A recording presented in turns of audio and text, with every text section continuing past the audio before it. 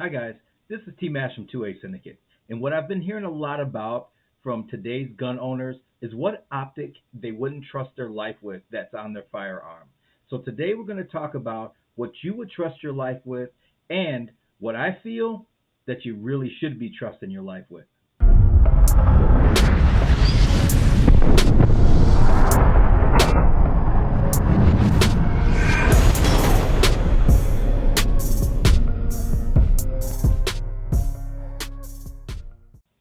Hi guys, I'm back, and what I'm going to start off showing you is what I carry on some of my firearms, and that's going to be the optic. First, I'm going to show you the Steiner, which I put on my Springfield Prodigy. I'm going to show clear. There's nothing in the chamber. There's no magazine on it. That's the Steiner that I run on my Prodigy. And then I'm going to show you the Viper that I run on my Stoger STR9 Combat. And again, there is nothing in there. It is completely empty, no magazine with that as well. And I'm going to also show you the Sealy that I got done that I have on my very first firearm, and the same thing. There's nothing inside, no magazine, and there as well. Last but not least, on my Walther PDP, I run the Viridian RFX25, which is a green dot. And the reason that I have this like this, it's just a slide in the optic, no barrel or anything like that. And the reason why I have this like this is to show you guys that I'm going to do a demonstration with this as well. So without further ado, let's kind of get started here. I've been hearing a lot on a lot of lives and a lot of comments of what people wouldn't trust as an optic on their firearms. They go all the way up to EOTech. They won't go further down as Vortex. They go all the way up to Trigicon. They won't go as far down as Holosun, and they won't go anything under that because they don't trust that on their firearm. And before we get started, I'm going to say that these are solely my opinions. You have to do your own homework to make sure that what you feel and what you're going to do works for you. But without further ado, one of the things that I want to say is I do know two people that have been in close quarter situations with their firearms that they actually had to shoot back at someone. And both of those people that have been in the close quarter situations with someone, neither of them had a chance to even look through their optic. They were both firing from the hip, trying to get their gun out, trying to save their own lives and the people around them. And the biggest thing for me when it comes to that is that we do a lot of practicing, we do a lot of talk about optics, we do a lot of talk about our firearms, and we spend a lot of money, especially on accessories with our firearms. Now, if you're in the police force or if you are in the military and you're doing some type of training and it's your everyday job, you are going to get the best and you deserve to have the best. So with that being said, that's thrown out the door. We're going to talk about just basic civilians and what we have to deal with on the day-to-day basis. Now, one of the things that I try to look for when I do get an optic, and I have to have when I have an optic, is I have to be able to co-witness my optic with my iron sights. The reason why I say that is because it doesn't matter what you buy.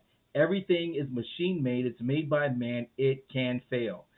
Anything has failed. Sometimes something will go wrong with it. You can't never tell when. It's just because it's man-made, and that's what happens when it's man-made.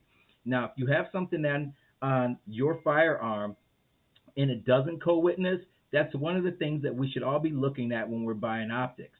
And the reason why I say that is because if you decide to pull your firearm out, or you're at a class and something like that, and your optic does not work and it doesn't come on, then you should still be able to look through your optic and see your sights and be able to put rounds on your target, however that may come to you when you are using your firearm. So that's one of the main reasons that I co-witness every single optic. If my optic is too high for my iron sights, I will not buy that optic because I need to be able to co-witness because I can't trust anything. Now, I'm going to make this pretty short and pretty sweet when it comes to it is that when we have optics placed on our firearms, the co-witness part is so important to me because just in case anything goes wrong, it could be a battery. It doesn't have to be the make of whatever optic that you have. It doesn't have to be that it's cheaply built. It could be that just the battery failed.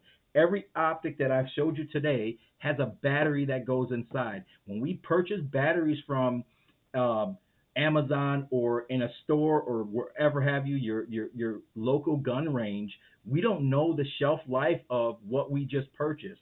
And at that point, because we don't know that, we don't know when that battery is going to fail on that firearm. So the co-witnessing part is so important because it keeps you from having to deal or worry about anything like that. Now, if you ever have to seek cover and you're able to um, get your firearm out and you're able to look through your optic and you're able to acquire your target and be able to use your optic, then great, that's what it's for. But you get into cover and you're able to look in your optic and your battery goes down, you need to have a co-witness. And I think part of the problem, what people are saying about trusting their firearms or trusting their optic with their life, is actually more irrelevant than you think.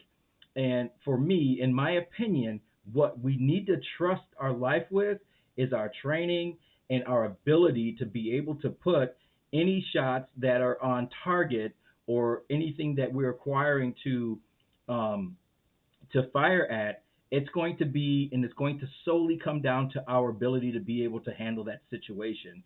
So I think that as civilians, that's something that we probably should not just blurt out right away that we wouldn't trust our life with this and that, because at the end of the day, you have to trust your life with you and your ability to perform under the pressure, under the stress, and under your adrenaline dump. So you have to be able to perform that. So I'm not going to be on the soapbox long. It's just an issue that I really wanted to bring up.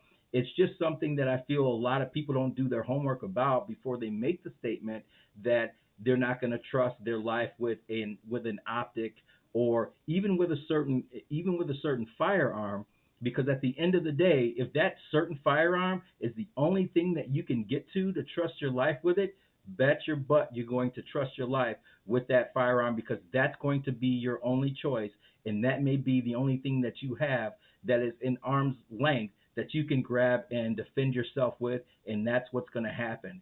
So we as civilians, we have everyday jobs that we go out to, we do these things, so we have to stop putting ourselves in a position to say things like that.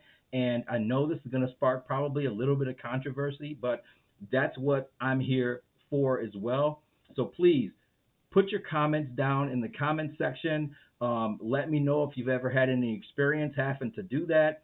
But honestly, when I tell you that, the two people I know, and I know a lot of people, um, our odds of actually having to use our firearm in self-defense are very minimal. But we know that there's a lot of stuff going on out here in the world.